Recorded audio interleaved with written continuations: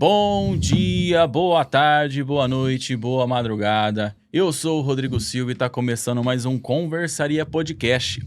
Podcast de Londrina, comigo e com quem mais? O de sempre, né? O de sempre, o que não muda nunca agora. Exatamente. Agora é daqui pra frente, pra sempre. Pra sempre, amém. Bom, meus amores, é o seguinte, mais um episódio do Conversaria Podcast. Hoje nós temos um convidado muito especial aqui, que é da área da saúde, é um doutor, né? É um médico, uma pessoa mesmo. esclarecida. Alguém que manja do assunto, Alguém que né? manja, alguém que estudou.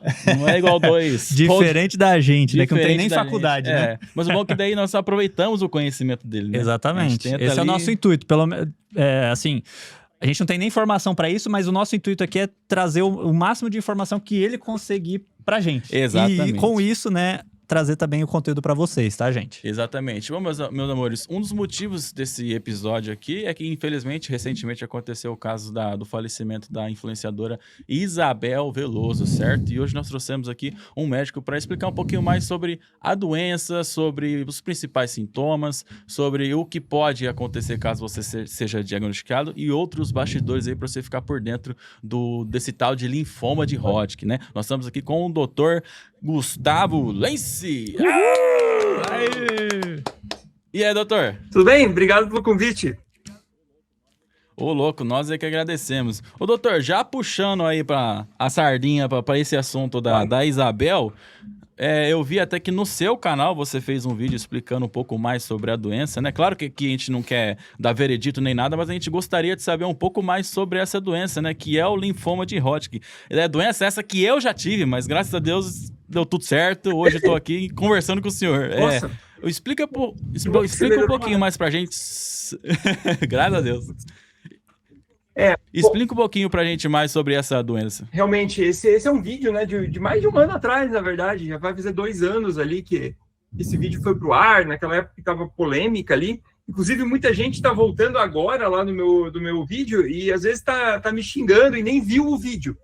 É isso que eu tô percebendo. A pessoa entra e agora, o que você vai falar? Eu falo assim, vou falar a mesma coisa que eu falei no vídeo. Porque, assim, não é objetivo meu aqui na internet vir comentar caso de pessoa. Querer dizer se a pessoa está mentindo, se não está, se tem ou não tem. O que eu quis aproveitar naquele momento já que estão falando da doença de Hodgkin, vamos tentar, vamos dizer assim, trazer para a população um pouco de conhecimento sobre isso. E é esse o nosso objetivo, tá? Então, até estando aqui com vocês, a ideia é justamente essa, né? Trazer aqui o que é a doença. Eu sou cardiologista, eu não sou hematologista, mas eu sou especialista em clínica médica, medicina interna. A gente faz diagnóstico de doença de Hodgkin, volta e meia lá na enfermaria de um dos hospitais que eu coordeno. Então, a gente tem a vivência da doença, apesar de eu não atuar necessariamente no tratamento, tá? Então, é isso que eu preciso deixar bem claro aqui, porque são as primeiras perguntas que as pessoas fizeram naquele vídeo. Você está aí para julgar a Isabel Veloso? Obviamente não. E você não é oncologista. Na verdade, não é nem um oncologista, é o hematologista que trata a doença de Hodgkin. Então, mas eu faço muitos diagnósticos disso. Então, só fazer um disclaimer inicial aqui, tá bom? Boa. Eu acho que até... perdão, eu acho que a gente tá em um formato diferente, até aproveitar, assim, explicar pro pessoal que nós estamos em cidades diferentes, tá? A gente não conseguiria fazer junto no mesmo estúdio, então a gente tá aqui no nosso estúdio de sempre, o doutor tá lá no estúdio que ele utiliza para gravar os conteúdos dele, né? E aí a gente tá em call, então por isso que é um pouquinho diferente, tá? Então, gente, peço paciência, que a gente nunca gravou nesse formato também, a gente tá acostumado no presencial aqui, então é a primeira experiência, então até se você vê eu mexendo alguma coisa aqui na mesa e tal, não estou desrespeitando o convidado, que às vezes acontece alguma coisa que eu preciso resolver aqui no OBS, né, na gravação de tela aqui, para deixar tudo certinho. E além disso também, né, puxar um outro adendo, que inclusive foi o que o doutor falou, a gente tá aqui, a gente quer trazer informações e conteúdos relevantes relacionados à doença que a Isabel teve. Não necessariamente, a gente não quer só utilizar o fato, né, infelizmente ela ter falecido, só para divulgar o nosso conteúdo, mas sim que as pessoas que forem assistir esses conteúdos, eles tenham acesso a essa informação que muitas vezes, né, a pessoa só vai descobrir ali quando ela já tiver a doença ou então outros problemas. Então, por que não conscientizar as pessoas, né, a conseguirem, a saberem, né, olha, pode acontecer isso comigo, pode acontecer isso com qualquer pessoa, e esse conteúdo está sendo feito com esse objetivo, tá? Perfeito. É bom, então vamos tentar conscientizar aqui, né? A primeira coisa que a gente traz é o perfil do paciente que tem doença de Hodgkin, que muitas vezes ela acontece em um paciente mais jovem mesmo. E por isso que é tão triste, e a gente sente muito, né?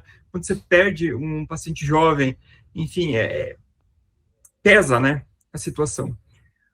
A doença de Hodgkin, ela é um tipo de linfoma. O que é um linfoma? Ele é um câncer de células do sangue, tá? A leucemia, que é outro câncer de célula do sangue, ela acontece lá nas células que produzem sangue, na medula, tá dentro do osso. Enquanto que o linfoma, ela acontece nas células do sangue que estão fora, nas células de defesa, então nos linfonodos do corpo. E aí você tem vários tipos de linfoma. Tá? Um deles é o linfoma de Hodgkin. Ele é uma doença bem característica, por isso que ela ganha um nome próprio, tá? Então, geralmente, como é que ela se manifesta? Um crescimento dos gânglios, sabe, dos linfonodos aqui, das ínguas. Aquilo vai crescendo, a pessoa muitas vezes começa a perder peso também. Em algumas situações, eles ficam mais duros e vão crescendo, geralmente em região ao centro aqui, né, de fora para o centro, e vai se proliferando e pode acabar se espalhando por outros órgãos, né? Como aparentemente é o que aconteceu no caso da Isabel, que ele chegou numa fase mais avançada. Então, quando ele está só num linfonodinho aqui, por exemplo, num local aqui, a gente diz que ele está num estágio inicial, né? Ele pode pegar mais algumas cadeias. A partir do momento que ele passa para os dois lados, aqui para cima e para baixo do corpo, a gente já está no estágio avançado, que seria o estágio 3. E quando ele está pegando outros órgãos, a gente já disse que é o estágio 4, que seria o estágio mais avançado da doença. Quanto mais ele avança, mais difícil fica para o hematologista tratar. Tá? Então, assim, tem menor taxa de sucesso a quimioterapia convencional, e aí precisa lançar mão de uma série de outros tratamentos, e até, como o que aconteceu com ela, às vezes precisar do transplante de medula óssea, né? Então, tudo isso pode ser necessário em alguns casos. Entendi. E esse transplante, doutor, que pode ser necessário aí para, igual o caso da Isabel, ele, por mais que ele seja benéfico quando ele dá certo, ele também tem certos riscos, certo? De rejeição. Explica um pouquinho para a gente sobre esse tal do transplante. Eu não sei o tipo de transplante que ela fez, tá? Especificamente. Eu acredito... Sim, no geral. Até vou pesquisar aqui, porque tem dois tipos de forma geral. Tem o transplante halogênico, que é de doador, que é esse que você costuma ver em leucemia, que uma pessoa vai lá, doa a medula com um doador compatível e a pessoa doente recebe, né? Mas existe o transplante autólogo, que a própria pessoa doa para ela. Como é que funciona isso? Eles tiram as células da pessoa, então a medula, que é quem produz o sangue, tiram ela, guardam em laboratório, e aí eles dão uma quimioterapia muito forte para a pessoa. Uma quimioterapia que destrói todas as células de câncer, mas que também destrói as células dela. Pega pesado. Quando ela destrói tudo isso, o que eles fazem? Eles pegam as células que estavam guardadas lá no laboratório e devolvem para a pessoa. Por isso que é o autotransplante, né? O autólogo da própria pessoa. Tirou, guardou, deu aquela quimioterapia bem forte, e aí devolve para a pessoa poder voltar a produzir, né, as células dela mesmo. Permite que você faça uma quimioterapia muito mais agressiva. Sendo linfoma, eu acredito que deva ter sido esse o tipo de transplante que foi feito, porque aquele outro lá que vem do doador, geralmente ele é quando a medula do paciente está doente, porque daí você não pode usar dele mesmo, então você tira, faz a quimioterapia pesada e coloca de um doador depois. Entendi. Você quer fazer uma pergunta? Não. Tá. É que eu vi você mexendo ali. Doutor, sobre essa quimioterapia que você falou, é um dos tratamentos mais utilizados, né, para a maioria dos tipos de câncer, certo? Uhum. Eu vi que você iniciou ali falando sobre sobre a quimioterapia e sobre os efeitos, né, no nosso organismo. Queria que você falasse um pouquinho mais sobre esse tratamento da quimioterapia, né, e o que a pessoa costuma sentir, né, nesse pós-quimioterapia, porque, pelo menos na época que eu tratava, as pessoas tinham muitas dúvidas com relação a esse pós-tratamento, né, os sintomas que as pessoas têm, se você fica imprestável, se você fica com enjoo, se você perde a fome. Quimioterapia é um tipo de tratamento, mas existem vários medicamentos que são colocados aqui dentro, tá? Inclusive, quem seleciona o tipo de quimioterapia aí é o médico especialista. No caso da leucemia e do linfoma, o hematologista. No caso dos outros cânceres, o oncologista. E cada quimioterapia tem as suas particularidades, então depende muito do tipo de quimioterapia que a pessoa está fazendo, tá?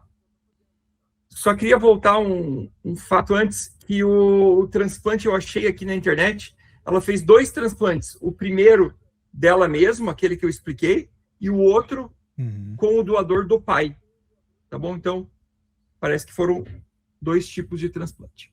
Agora, vindo para a questão da quimioterapia. Então, por isso que tem quimioterapia que cai cabelo, tem quimioterapia que não cai cabelo, tem quimioterapia que o paciente vomita muito, tem quimioterapia que faz dano para o coração, tem quimioterapia que não, porque, na verdade, são vários medicamentos quimioterápicos. Inclusive, para você dominar bem isso, a pessoa faz 3 anos de residência só estudando esses quimioterápicos para poder prescrever-lhe o tratamento adequado. Perfeito. Ô, doutor, agora puxando uma outra questão, né, que foi o fato da Isabel ter ido até os podcasts e falado sobre a questão, né, de ter 6 meses de vida. Isso virou até uma polêmica, né, até muitas pessoas criticaram ela e tal. E também tem a questão do tratamento, né, que depois de um tempo ela usou o termo paliativo. Se você puder explicar, pelo menos, assim, as diferenças dos termos que ela usou e também o que pode ter causado, às vezes, esse prolongamento. Às vezes eles realmente tinham a questão dos 6 meses e virou 2, 3 anos, né? Eu costumo falar, quando o paciente me pergunta assim, há quanto tempo é a expectativa, assim, infelizmente isso está fora do meu alcance, né? O que a gente fala, boa parte das vezes, é em média, sobrevida média, né? Então, em média, mas dentro da média, tem aqueles que vão ser mais, aqueles que vão ser menos. É muito difícil alguém chegar e dizer, as chances são tanto. Geralmente a gente trabalha com estatística dentro da medicina. Naquele momento, foi citado cuidados paliativos. O tratamento paliativo é o tratamento que foca no controle dos sintomas, que não tem aquele objetivo de curar, tá? Mas tem que tomar cuidado aqui com uma coisinha, porque existe o tratamento paliativo exclusivo, que é quando acabou completamente a possibilidade de cura. Então não tem como curar, a gente vai fazer paliativo exclusivo, a gente vai tratar só os sintomas desse paciente. Porém, o tratamento paliativo, ele inicia-se muitas vezes junto com o diagnóstico da doença. Eu estou focando no tratamento curativo, ao mesmo tempo que eu estou focando no tratamento para dar qualidade de vida, para melhorar sintomas. Então, isso as pessoas confundem muito, tá? São 2 coisas que correm em paralelo. Só que, conforme o paciente se torna muito mais grave, pode vir a acontecer de não ter a possibilidade curativa, e aí você ter o que a gente chama de tratamento paliativo exclusivo, tá? Não sei se ficou claro. Não, sossegado. Para mim ficou sossegado. Não, sim, entendi. E assim, relacionado a isso, né, ela ficou grávida durante esse processo, né? Você acha que isso teve algum poder de influência na doença? Isso pode ter feito ela ter prolongado esse período? Ou pode ter sido algo negativo? O que o senhor acha sobre isso? Difícil dizer sem saber o caso dela, né? Eu imagino que para ter ficado grávida, ela não podia estar em quimioterapia naquele momento, né? Porque isso, enfim, seria muito perigoso até mesmo para o bebê. Então, eu não sei como foi tomada essa decisão, mas sempre vai ser uma decisão delicada. E isso deve ter envolvido muita relação do médico dela, conversando com ela, com a família e tudo mais.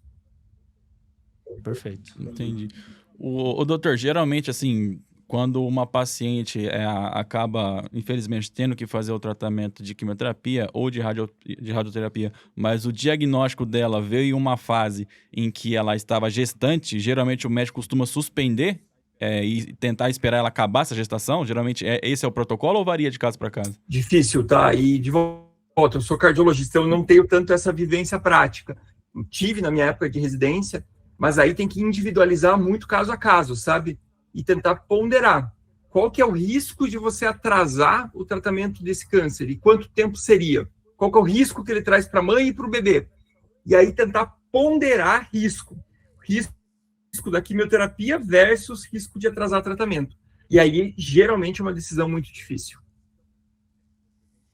Deve ser bem sensível, né? Você certeza, já foi acometido Pois ali é. pela doença, e aí você tem ali a notícia que você tá grávida, e aí fica aquela confusão de emoções. Assim, o tratamento na gestante, geralmente, ele é muito difícil de todas as doenças, tá? Por exemplo, minha área específica é infarto, né? E doença coronária. Tem várias gestantes que a gente trata, às vezes, que infartaram durante a gestação. E aí tem uma série de remédios que você deveria utilizar, mas traz risco para o bebê, qual que é o risco da mãe. Então, não tem uma receita de bolo, sempre é uma conversa muito sincera entre os dois para poder fazer essa definição. Infarto na gestação, doutor? O senhor que acompanha aí é comum? Comum não é, mas pode acontecer, sabe? Vamos dizer assim, eu atendo algumas por ano que acaba acontecendo.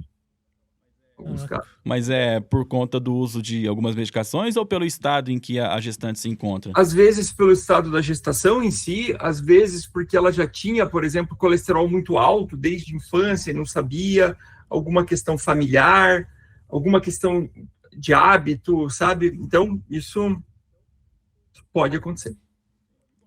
Entendi. Bom, já vamos aproveitar esse assunto aí. Já vamos entrar no infarto, então, doutor. Só no assunto, né? Pelo amor de Deus, que ninguém quer pausar aqui do nada. Infarto, doutor. Quais são os sintomas que geralmente as pessoas sentem? Quais são os sinais ali graves que as pessoas têm que ficar esperto? Porque muitas vezes o infarto em si não é... Você não sente na hora ali e já tem um infarto. Às vezes é um sinalzinho que acontece no dia a dia que do nada ali você percebe que não dói, mas é um sinal assim que você fala, não, fique esperto que pode ser que isso evolua. A gente costuma brincar que a dor do infarto vem aqui do umbigo até a boca, aqui, né? Qualquer região aqui pode ser uma potencial dor do infarto. Mas, de fato, o sintoma que mais se apresenta é a dor no peito. É dor no peito e, geralmente, dor intensa. Mas, lógico, mulher, paciente diabético, pode fazer quadros que deixam ali, às vezes, no limite, sabe? Você não consegue perceber tão bem.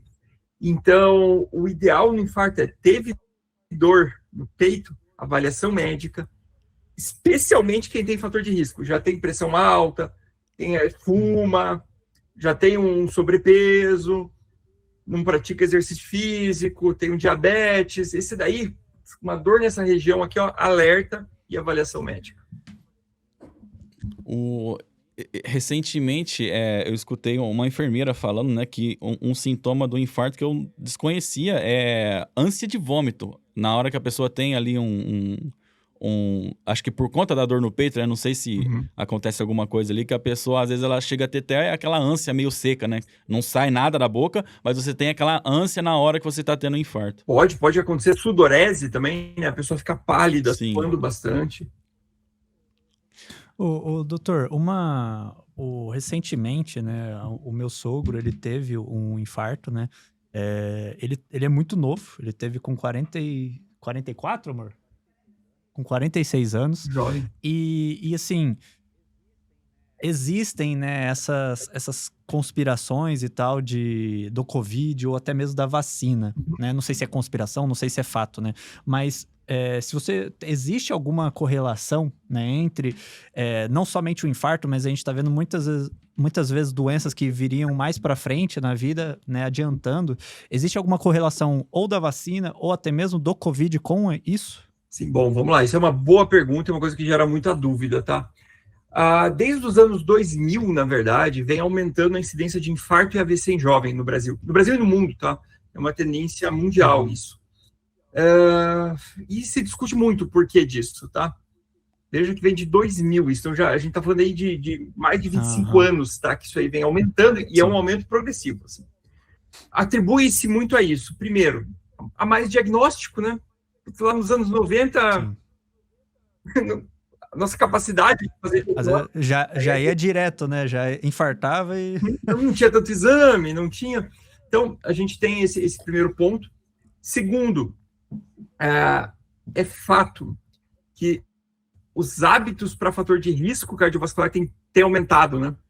Você pega lá nos anos 80, o pessoal andava muito mais a pé, comia. O que era a comida do brasileiro? Era arroz, feijão. Naquela época, hoje é o quê? Industrializado, né? Porque é o remédio, é a comida mais barata que tem. Então, tem se caminhado menos, tem se movimentado menos. No Brasil, pelo menos, reduziu o cigarro, né? Mas em muitos países ele continuou aumentando. Então, a gente tem muitos hábitos dessa forma nocivos. Tá? Então, essa é uma tendência que ela vem contínua desde os anos 2000. Isso é importante trazer. Quanto a 2020 para cá, essa tendência ela continuou na mesma faixa de ascensão que vinha antes. O que a gente tem a respeito de tudo de vacina? Saiu até agora, no ano passado, tem um vídeo no meu canal sobre a orientação europeia de infarto e vacina. Na verdade, a vacina diminui, tá? A incidência de infarto. Porque o que acontece? Imagina o seguinte, você tem uma placa de gordura ali no teu coração, tá? Que você cultivou ali teve hábito ruim, fumou, e a placa de gordura foi acumulando. Quando que ela estoura? Porque é isso que acontece no infarto, tá? Ela rompe e estoura. E daí faz um monte de coágulo, um monte de coisa. Se você tem uma infecção, então imagina que você pega um Covid e teu corpo inflama inteiro. A chance daquela placa romper com a infecção ela é muito grande. Então, tem bastante trabalho que mostra que, por exemplo, depois de uma gripe, depois de uma infecção muito intensa, as pessoas tendem a ter mais infarto.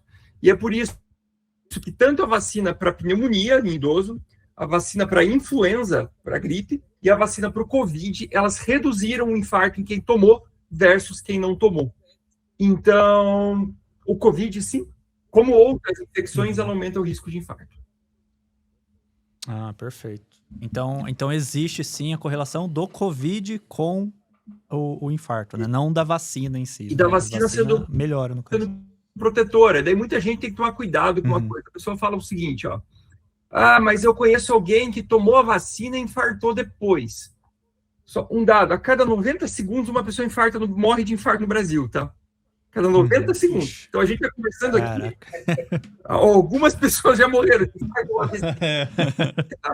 Que eu não vou dar risada porque, putz, é trágico isso, né? Assim. Sim. Mas assim, aquela risada de desespero. É um dado, assim, que, pelo amor de Deus, ó, imagina, a cada 90 segundos alguém morre de infarto. Enquanto a gente conversava aqui, a gente está em meia hora. Mas 20 pessoas morreram de infarto ou AVC no Brasil. Então, se isso acontecia e em dado momento você vacina a população inteira, daqui para frente, a cada 90 segundos, continua uma pessoa morrendo de infarto ou AVC. Sim. Não necessariamente causado, simplesmente porque continuava acontecendo. É o que aconteceu aqui. E realmente o dado é esse, tá? A cada 90 segundos uma pessoa morre de doença cardiovascular no Brasil. Entendi. Então, tem um nome disso, né? Quando os fatos eles não são correlacionados, né? É mais ou menos aquela ideia, né? Que você vai comprar um carro, daí daqui a pouco você passa a ver várias vezes aquele carro na rua. Que, na verdade, você não reparava antes. Doutor, até, assim, eu acho que a gente ainda... ficaram alguns pontos assim pra gente tratar sobre o linfoma de Hodgkin, tá? Claro. Eu vou trazer de novo só pra gente abranger todo esse conteúdo, né? Você poderia explicar a diferença entre o linfoma de Hodgkin e o de não Hodgkin? Então, assim, o não Hodgkin são mais de 40 tipos, tá? Então, ele tem um monte de diferença, de detalhes, de diferenças, assim. Tem desde tipo muito leve até tipo muito agressivos. Ele tem assim, são muitas coisas diferentes. Enquanto que o Hodgkin é aquela doença clássica. Então, o Hodgkin é um tipo. O resto tudo é não Hodgkin. É mais ou menos isso. Entendi. E existe uma diferença, assim, o não Hodgkin você falou que tem vários graus, né? Mas assim, até pesquisando na internet, eu vi que o Hodgkin, ele é menos perigoso, existe isso? É que Ou depende do não? não Hodgkin, sabe? Tem não Hodgkins extremamente agressivos. Tem não Hodgkins bem indolentes, que são devagar, que são... Então, Entendi. é essa a questão. Não, beleza. Então, e assim, talvez a maior forma de tratamento de câncer, né, e de maioria das doenças seja a prevenção, né? Se você puder me passar pro pessoal que está assistindo, o que as pessoas precisam fazer, desde os hábitos, né, ali, ó, coisas pequenas que elas podem colocar no dia a dia, e também exames, né, que elas precisam estar fazendo ali corriqueiramente para ter noção de como que tá o corpo, se tem algum problema que ela vai estar passando, né? Se puder fazer um panorama geral ali desde do básico, né, fazer hobbies e coisas que ela pode inserir na rotina, até os exames que ela precisa fazer para não ter esse tipo de doença. Certo. Então, assim, depende muito do câncer, né? Mas, de forma geral, a gente pode ir para os bons hábitos de vida, tá? Não fumar, perder peso, prática de exercício, uma alimentação baseada ali em produtos naturais, uma alimentação balanceada. Você já está fazendo boa parte da prevenção primordial, né? Vamos dizer assim. Aí, a gente vai ter as prevenções específicas de cada tipo de câncer. Se a gente falar, por exemplo, de colo de útero, tem vacinação hoje. Câncer de fígado, a vacina para hepatite B pode prevenir câncer de fígado também. Eu sou de uma geração que não foi vacinado, mas a geração após 96 ali, todo mundo tomou vacina de hepatite B. Então, é uma vacina que previne câncer, né? São duas vacinas, na verdade. Indiretamente da hepatite B. A partir de determinado ponto, a pessoa tem indicação de exames para fazer pesquisa se tem ou não tem câncer. Então, por exemplo, algumas recomendam a partir dos 45 anos fazer colonoscopia para câncer de intestino. Tem outras recomendações da mamografia. O câncer de próstata, um pouquinho ali, questão um pouco discutido academicamente, mas existem algumas recomendações para fazer a pesquisa do câncer de próstata. Então, alguns cânceres têm esses exames que vão estar ali dentro da rotina para se fazer tanto a detecção precoce quanto a prevenção lá atrás. O doutor, envolvendo mais a parte genética, assim, né? Porque, assim, o Bruno mencionou, e você também, a questão dos hábitos, né? Do que a pessoa tem que fazer ali no dia a dia para tentar evitar ali ter uma futura doença. Mas, infelizmente, a gente sabe que, se você tiver o gene ali, infelizmente, você pode ter mesmo se cuidando, né? Ou os seus hábitos, não que anule, né, a sua genética, porque isso não existe, mas ou os seus hábitos podem dar uma retardada ali na genética, ou é inevitável, não tem como. Se tiver na genética ali, meu irmão, uma hora ou outra você vai ter câncer. Não obrigatoriamente, né? Lógico, tem doenças genéticas que fazem muito câncer na família. Tem até uma pesquisa a respeito de uma condição, recomendo aí que a pessoa dê uma procurada, sobre a doença de Li-Fraumeni, que tem muito aqui no Paraná, que faz vários tipos de câncer. Ela é um gene ali que tem uma mutação que induz câncer. Mas, de qualquer forma, quando a gente fala de histórico familiar, se a pessoa tem esse histórico, cabe um acompanhamento mais próximo. Então, ter melhores hábitos para tentar atrasar isso o máximo que der, e se ela tiver um câncer, que detecte em fase inicial para tratamento. Aí vale a pena ir um acompanhamento com um oncologista, alguém especializado para fazer isso. Fazendo um paralelo com a doença cardiovascular, às vezes o paciente me pergunta, nossa, mas eu não fumei, eu fiz exercício, eu tinha boa condição de vida e eu infartei cedo. Pois talvez se você tivesse fumado, feito coisas erradas, talvez fosse antes ainda. Foi com 50, talvez fosse com 30. Ô, doutor, aproveitando aí que você passou esses maus hábitos, né? Fumar, beber, esses hábitos também, além de poder gerar um infarto ali no seu organismo ou na pessoa, pode também aumentar os riscos do AVC, né? Que, inclusive, antes da gente entrar no AVC, eu só não lembro o nome da sigla correto, mas é um quase AVC que dá na pessoa. A pessoa não fica sequelada, mas dá um início ali. O senhor lembra da sigla? Não vou conseguir lembrar agora. Isso, AIT. Porque recentemente o meu pai estava na data de casa lá, carpino, e aí ele disse que deu uma pretejada na mente, deu uma bambeada nas pernas, perdeu um pouco da força ali, só que assim, ele voltou rápido, sabe? Voltou, tanto é que ele já me chamou logo, mas ele ficou assustado, né? Porque ele nunca tinha sentido aquilo antes. E é o basicão, né? É o básico do velho dos anos 60. Fuma, bebe, igual um Maverick. Mas eu não sei se as pessoas têm o conhecimento desse AIT, né? Se o senhor puder explicar um pouquinho mais sobre isso antes do AVC. Então, o AVC, ele... Assim, o infarto é o que mais mata, tá? Hoje no Brasil. Mas o AVC é o que mais limita. Porque a pessoa fica com sequelas e tudo mais. Então, e os fatores de risco são muito próximos, tá? Pressão alta, diabetes, cigarro. As formas de evitar um infarto e um AVC, elas estão muito próximas, tá? Uma da outra. Basicamente, o que a gente está falando aqui do infarto fechou uma artéria do coração, no AVC uma da cabeça. Então, as formas de prevenção são muito próximas das duas coisas. E o AIT, quando ele acontece, então, sei lá, a pessoa foi lá, parou de falar, paralisou um pedaço do corpo, daqui a pouco recuperou. Às vezes a pessoa acha, nossa, foi uma ameaça de derrame. Na verdade, não pense o seguinte, pense que foi um AVC que reverteu sozinho. Então, você precisa investigar por que aconteceu esse AVC para poder tratar ele especificamente, tá? Não dá para ficar em casa, né? Você tem que procurar investigação, se for mesmo um AIT. Hospital. Uhum.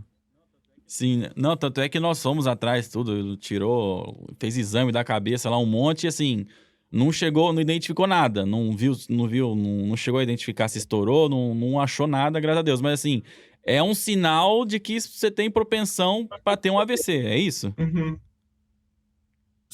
Na verdade, foi um AVC que reverteu sozinho, tá? Ah, tá, beleza. Entendi. Então já tem que dar uma... Então foi... já tem que deixar o velho esperto lá. Porque... tem que mandar ele fazer... isso que eu gosto, eu não gosto de não ter uma ameaça. Atrás, um AVC que reverteu sozinho. Aham. Perfeito. E doutor, já que puxou a questão do AVC, né? Eu queria ver a questão do pirula, né? Teve uma grande comoção na internet. Eu vi que você produziu um conteúdo sobre. E assim, não sei se você sabe como que está atualmente o caso dele, mas poderia passar um panorama geral ali? Não sei como é que ele está, até porque ele é bem discreto, né, quanto a isso e não traz muitas informações. Mas quando você tem um AVC, você precisa descobrir o porquê esse AVC aconteceu, especialmente em jovem. Aí eu acho curioso que o pessoal chegou para mim no vídeo e falou assim, mas da onde que o pirula é jovem? Gente, AVC em jovem, a gente está falando menos do que alguns lugares 55, outros 45 anos. Uhum. Então, assim, é jovem. Por que isso acontece? Pode ser desde, por exemplo, a pessoa ter uma malformação, um buraquinho ali no coração que pode passar um coágulo e ir para a cabeça. Pode ser malformação, pode ser placa de gordura, tem muitas coisas que podem causar. Então, nesse caso, o que precisa? Precisa descobrir o porquê para poder tratar aquilo. Entendi. Perfeito. O doutor, geralmente, tem alguns níveis de AVC, né? Porque geralmente você vê a pessoa que sofreu AVC, uns perdeu a força do braço e da perna, outros ficaram com só a fala prejudicada, outros tiveram outros tipos de sintoma. Existem níveis ou é tudo igual? Não, tem pela região do cérebro que acomete e pelo tamanho, né? Que ele acontece. Então, tem AVCs muito grandes, tem AVCs pequenininhos. Só que às vezes o AVC pode ser pequeno, mas pegar uma área muito importante. Imagina lá, pega uma área que controla a fala. Então, depende de área e tamanho. Tá? Então, daí, os grandes costumam pegar várias áreas, então são muito limitantes. Agora, às vezes a pessoa tem até AVC bem pequenininho que ela nem percebe que teve. Entendi. Geralmente, para os leigos, né, o doutor, inclusive a gente se enquadra nisso, né? Para as pessoas assim que não sabem reconhecer um AVC, a gente sabe até que existe uma sigla, né, que as pessoas utilizam, o SAMU, que é quando você observa ali, né, se a pessoa pede para ela sorrir, pede para ela te dar um abraço, pede para ela falar alguma coisa, cantar alguma coisa, para ver se se está acontecendo. Eu queria que você desse dicas para as pessoas conseguirem identificar um AVC, dicas básicas, assim, caso aconteça do lado de alguém. O SAMU é muito bom, tá? E ele é bem validado. Ele, para paciente, para a população leiga, ele é ótimo. Basicamente, você pede para a pessoa sorrir. Se ela tiver com uma paralisia de um lado do rosto, né, então puxou de um lado só, é um sinal de alerta para um AVC. Se você pede para abraçar, na verdade, para levantar os braços, né? Se um braço cai, ela não consegue levantar um dos braços, é outro sinal.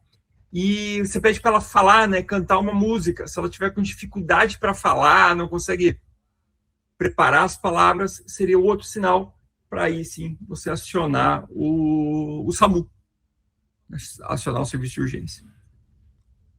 Perfeito. Entendi. O doutor, agora puxando essa relação, né? Até a gente já falou muito no nosso canal aqui, nos podcasts, sobre as canetas, né? Uhum. E eu queria trazer essa perspectiva de um cardiologista, né? Existe uma, assim, para você, né, como cardiologista, as pessoas que utilizam as canetas, Ozempic, Mounjaro, né, todas elas, existe um benefício, né, quando as pessoas utilizam as canetas relacionadas à sua área? Sim. Fantástica essa pergunta, e acho que isso precisa ser bem trazido. Eu acho que isso aí é um dos grandes medicamentos que revolucionou, tá? Porque, de fato, pela primeira vez em muitos anos, a gente teve uma forma segura e eficaz de tratar a obesidade. Tudo bem, Sim. Tem muita gente utilizando para perder 2 quilos, para caber no vestido, para ir para uma festa. Não estou falando dessa situação. Tá? Então, assim, são medicamentos que reduzem morte em paciente que tem diabetes, e tem estudo mostrando que paciente que já infartou e está acima do peso, utilizar o medicamento para pôr no peso reduz a chance da pessoa reinfartar. Então, assim, me parece medicamentos muito seguros e que, de fato, vão mudar aí para o uso no longo prazo, sabe? Então, do ponto de vista cardíaco, é uma das terapias que revolucionaram.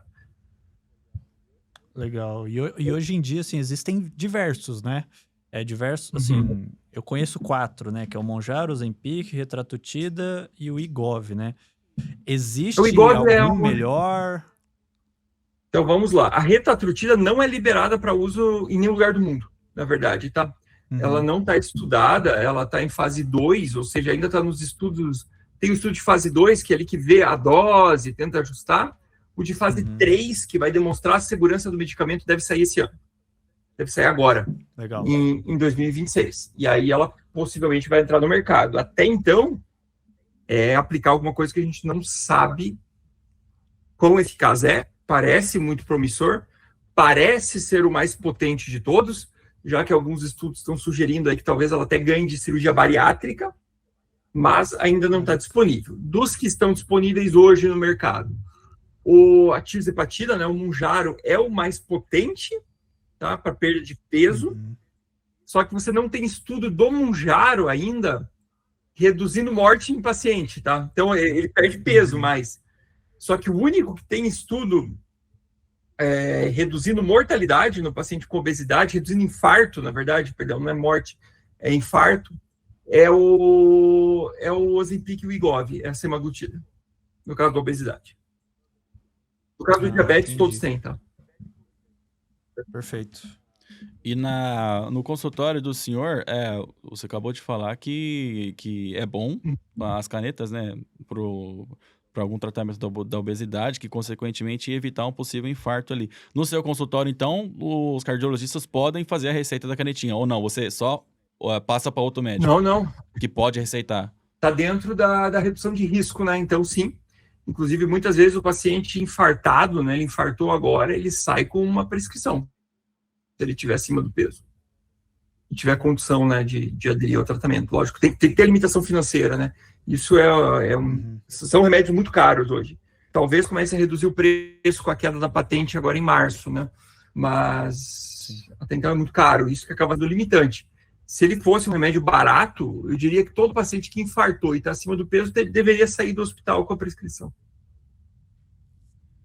E doutor, uma outra questão, assim, hoje existe essa meio que banalização, né, dos medicamentos, das canetas, principalmente quando a gente fala, né, que as pessoas estão trazendo muito do Paraguai para cá, né? Quais são os riscos que as pessoas estão passando fazendo isso, né?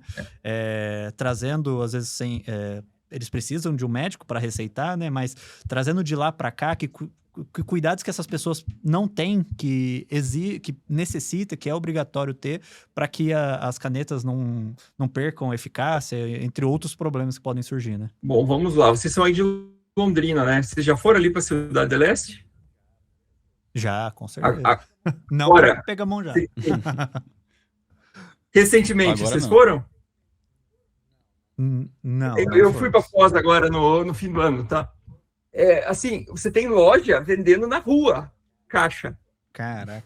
Assim, colocado, tá?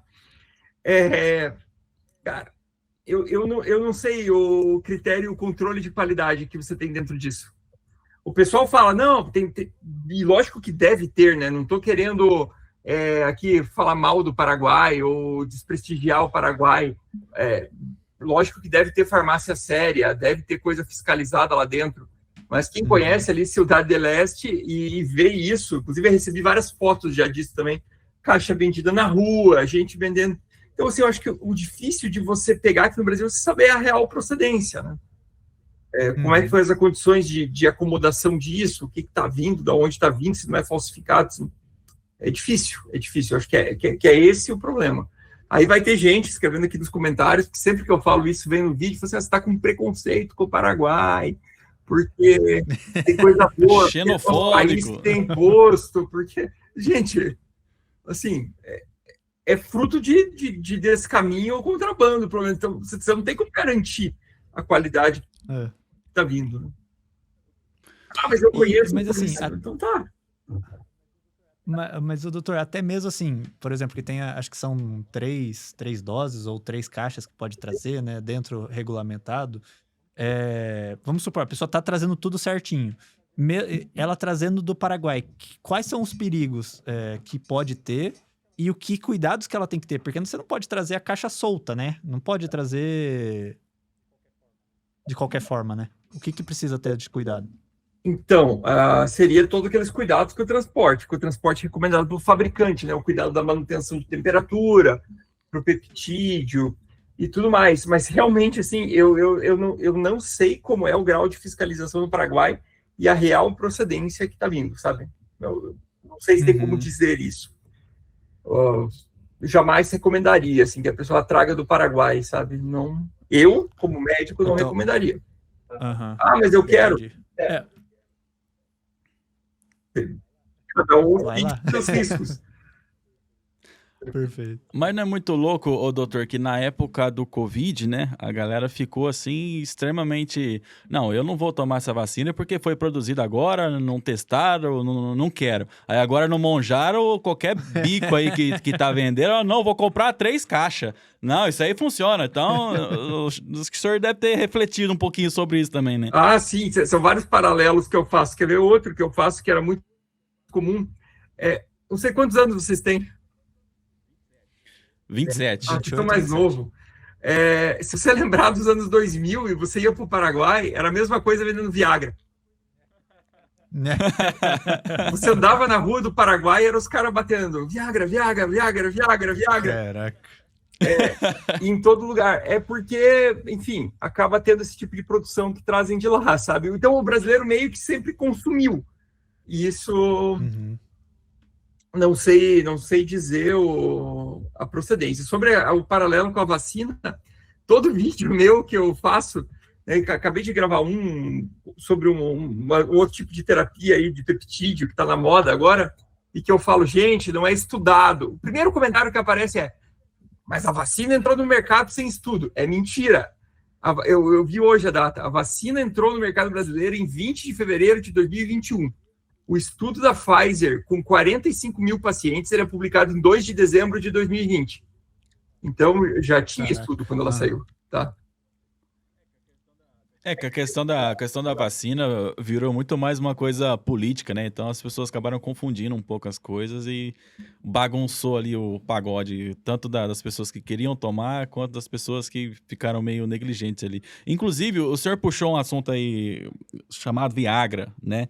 Que hoje em dia virou moda tomar Viagra, né? Parece que virou Trident o negócio. As pessoas estão tomando como se fosse balinha, né? Eu não. Inclusive as pessoas mais... Não, eu também não. Eu também não. Mas eu digo que, inclusive, as pessoas mais jovens estão fazendo a utilização, né? Porque querem performar. Acho que a galera tá assistindo muita pornografia aí, tá achando que tem que dar 4, 5 ali na noite e não tem que baixar o negócio. Quais são os riscos de jovens estarem usando essa medicação? Ou também o excesso, né? Se o senhor puder falar. Ele é muito vasodilatador, né? Ele dilata todos os vasos do nosso corpo. Então, por isso que a pessoa fica vermelhão também, assim, sabe? Ele dilata muito todos os vasos. Então, os riscos são esses, basicamente, de uma queda muito grande de pressão, a pessoa desmaiar, pessoas que já têm doença cardíaca sempre com acompanhamento médico, mas o risco de desmaio, e daí, imagina, a pessoa está cansando ali, está tudo vasodilatado, o risco é esse, perder consciência, às vezes até quase o mais grave, sabe? Por queda muito importante da pressão. O Tadala é a mesma coisa? Mesma coisa. Ele dilata menos o resto do corpo. Tem vídeo no meu canal explicando a diferença dos dois. Mas ele atua em alguns vasos mais específicos e tem um pouco menos de efeito colateral. Mas a ideia é a mesma. Inclusive, eu vou deixar o convite aqui, né? Provavelmente esse episódio está sendo feito em collab, tanto no nosso canal quanto do Doutor. Então, aproveita, se inscreve, clica no botãozinho aí embaixo. Se inscreve no do Gustavo também, tá? A gente... Provavelmente esse é o primeiro episódio de alguns que a gente pode fazer em conjunto aí, né, daqui pra frente. Inclusive, de que cidade que você é mesmo, doutor? Aí, ó, às vezes a gente consegue combinar alguma coisa presencial, né? Acho que dá pra conversar, assim, e a gente marcar um presencial aqui ou aí, né, mais pra frente.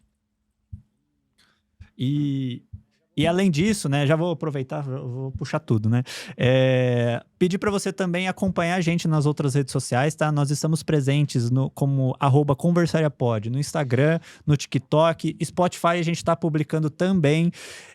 Também estou iniciando trabalhos no Facebook com o Conversaria, então pode ser que mais para frente vocês consigam acompanhar mais conteúdos nossos no Facebook e também aqui no YouTube. A gente está postando tanto os episódios completos quanto os cortes, os shorts, tudo no mesmo canal, né? A gente viu que não tem problema, né? A gente tá postando tudo em conjunto.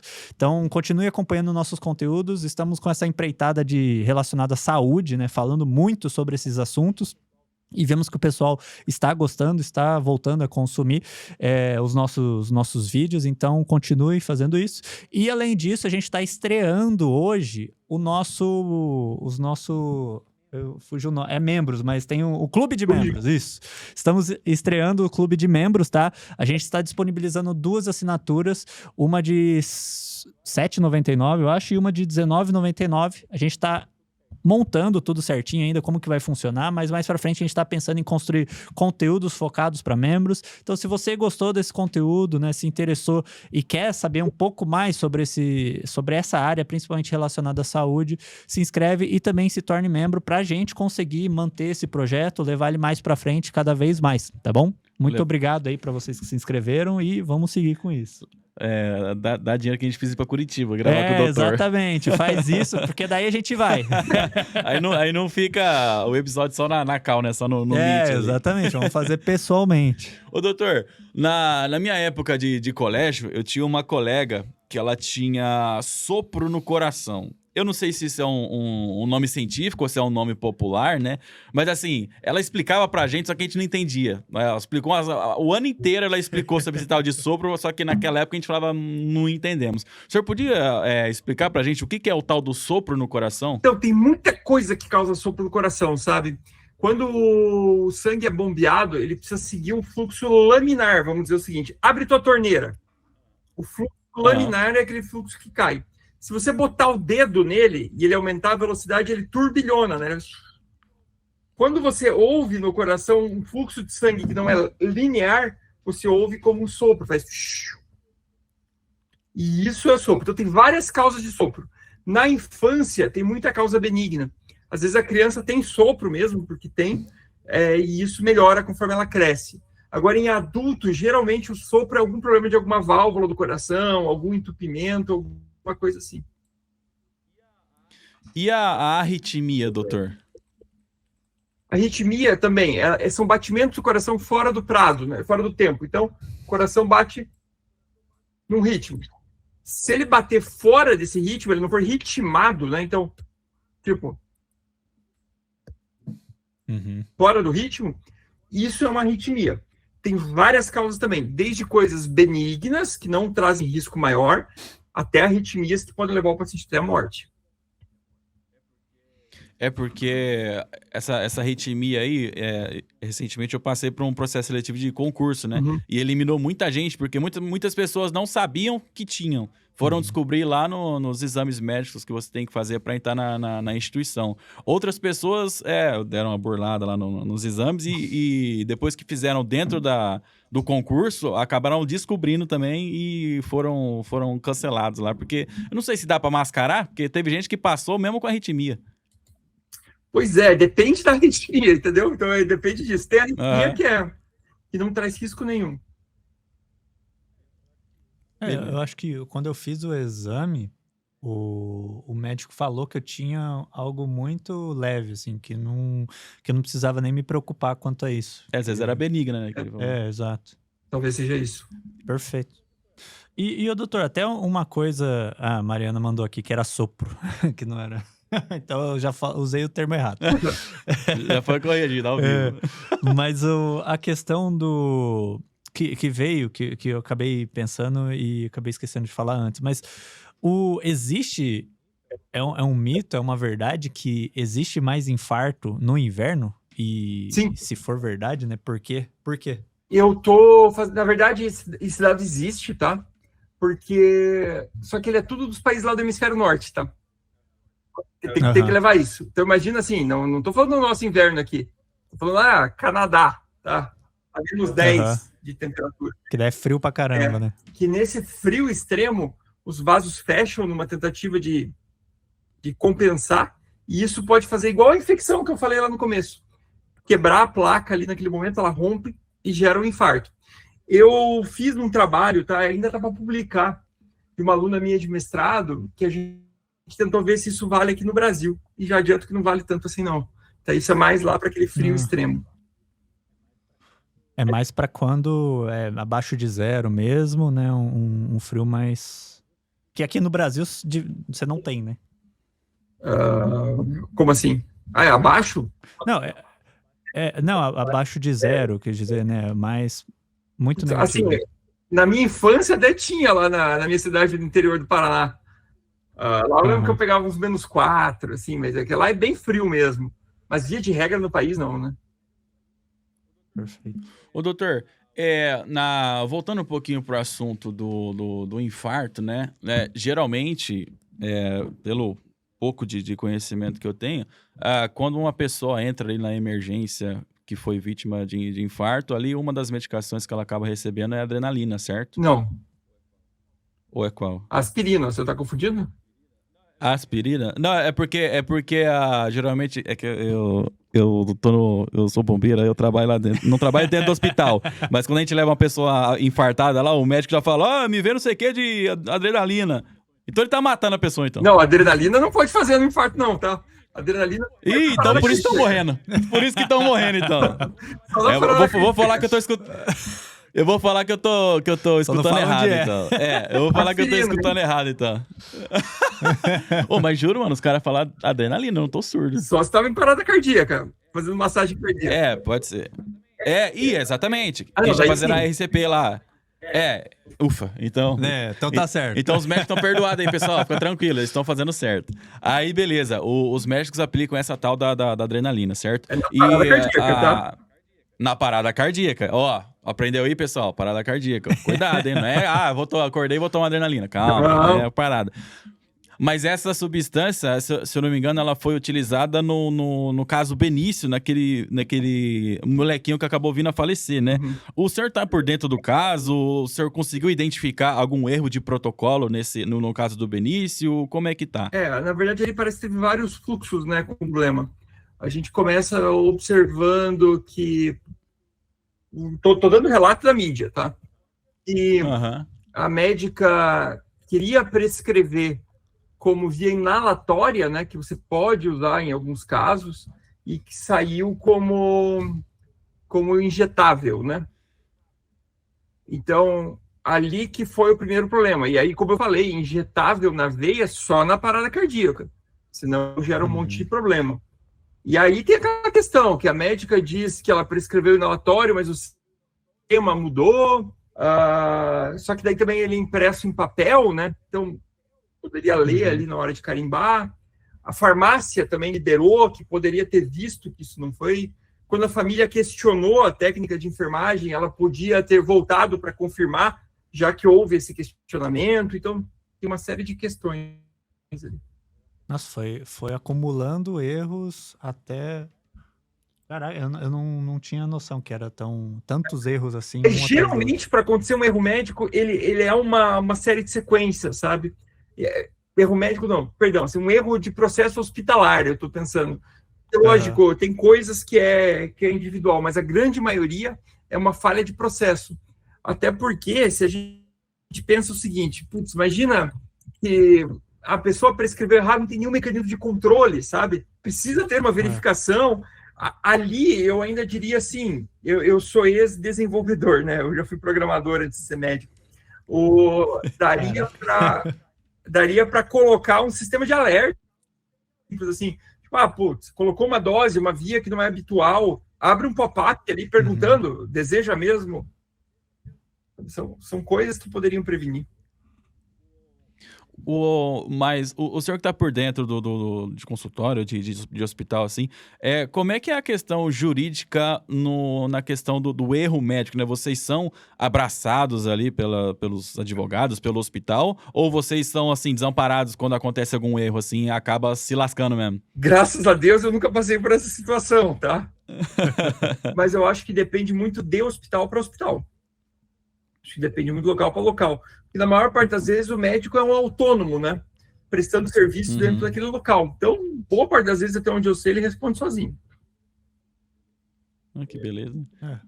Tem que ter... mas daí, por exemplo, provavelmente o médico ele precisa de um seguro de responsabilidade civil, né? Então, existem coisas que o médico pode fazer para se proteger, né, num caso de um erro semelhante. Né? Eu sei que tem bastante... Não conheço seguradoras, mas eu sei que existem. Perfeito.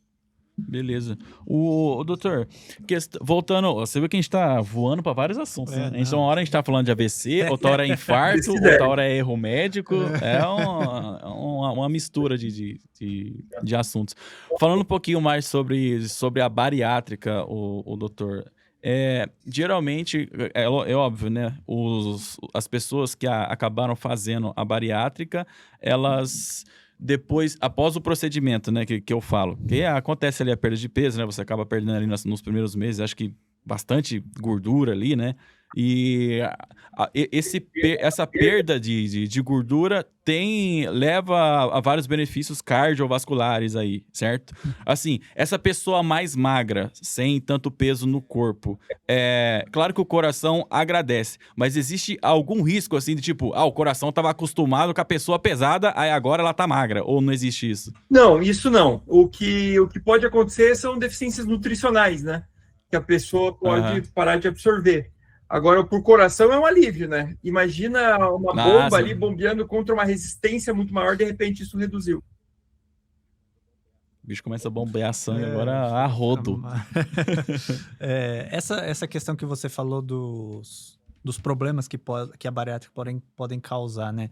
O que as pessoas têm que ter de consciência para depois que ela fez a bariátrica, para não passar por esses problemas? O que pode acontecer? Eu acho que é o acompanhamento adequado, né? O acompanhamento profissional adequado, com o nutricionista, com o endocrinologista, com o cirurgião que operou, para poder fazer as reposições vitamínicas, se for o caso. Acho que tem que ter um acompanhamento bem próximo aí.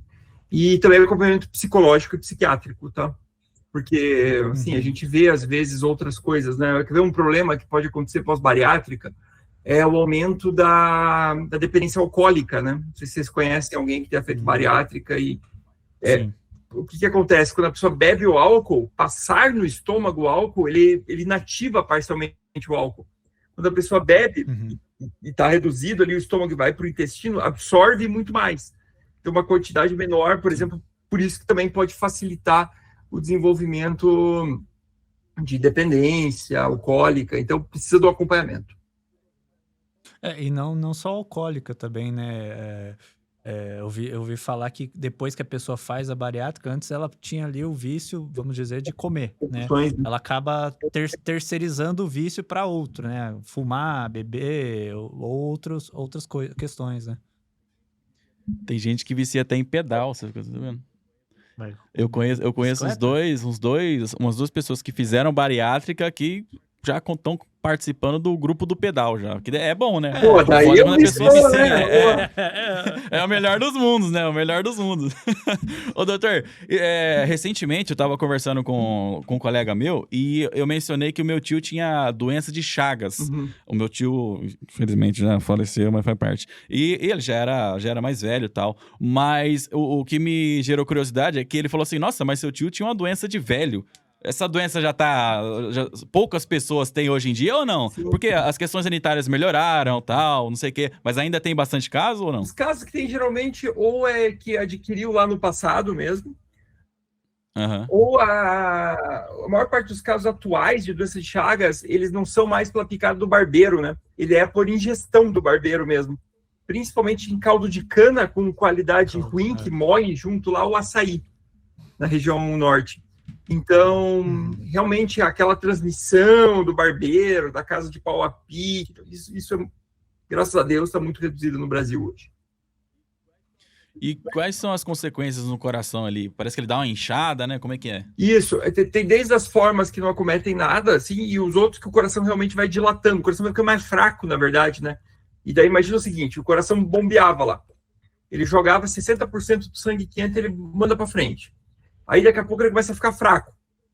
Então, em vez de mandar 60, ele manda 30 só. Fica sobrando sangue dentro do coração, né? Isso vai fazendo uma pressão no músculo, e o músculo vai fazer o quê? Ele vai dilatando. Então, na verdade, o coração vai ficando fraco e por isso ele vai dilatando.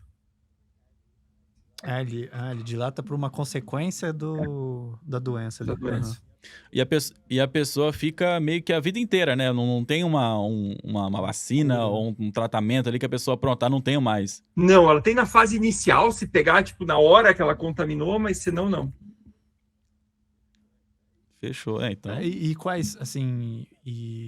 Tá, depois que teve a doença, não tem mais cura, mas o que ela vai passar de cuidados ali para ela ter no restante da vida, né? Assim, acompanhamento, fazer exames para ver se acontece o acometimento cardíaco ou não, ver intestino, porque tem pessoas que têm o acometimento da doença de Chagas intestinal, tá? E não cardíaco. Então, o intestino começa a dilatar. Então, fazer o acompanhamento para ver se vai ter ou não e daí tratar as consequências. Perfeito. Posso tirar só mais uma dúvida só? Vai. Rapidinho. Doutor, tirar mais uma dúvida aqui com você, tá? Porque assim, nós falamos ali sobre o infarto, né? Sobre, às vezes, a pessoa acaba encontrando uma pessoa que teve tá parada ali na rua. Muitas vezes, graças a Deus, tem algum indivíduo que se destaca lá e acaba sabendo fazer a manobra de RCP, certo? E assim, o que eu já vi de colega que fala que cara, tá, mas você vai estar pressionando o tórax da pessoa aí, meu, mas pra que adianta? As pessoas, é incrível como as pessoas, elas não colocam a devida importância nos primeiros socorros ali, né? Porque ela acha que é só com remédio, é só com remédio intravenoso, é só no hospital que a pessoa vai conseguir sobreviver e joga lá dentro do carro ali, que é melhor você ir pro hospital primeiro. Assim, fisiologicamente ali, a hora que você tá realizando a RCP, explica um pouquinho pra galera a importância e o que acontece ali quando você tá fazendo esse procedimento. E que é importante. Perfeito. E fala pra pessoa que você é médico, porque eu não sou ninguém. Não, olha, vou te dar um exemplo de um estudo, tá? Teve um estudo no aeroporto de Chicago, que o pessoal pegou e treinou todo mundo, do segurança, todo mundo para fazer compressão pulmonar. cardiopulmonar, a compressão torácica e usar o desfibrilador que eles tinham lá em pontos. E o aeroporto de Chicago tem resultado melhor que muito hospital em taxa de sobrevivência de gente que teve parada cardíaca lá dentro. Então é essencial esse atendimento. Por isso que eu sou muito favorável a treinamento da população mesmo. A população realizar as compressões ali numa frequência adequada, e isso garante que enquanto o coração está parado, está indo sangue para o cérebro está oxigenando, você está evitando sequelas, está aumentando a chance da pessoa sobreviver até o atendimento chegar. Eu mesmo já precisei ficar lá comprimindo e fazendo massagem em paciente por 40 minutos. Paciente que sobreviveu. Já vi pacientes pararem na rua, a população ficar fazendo ali as compressões até a chegada do SAMU e o paciente sobreviveu.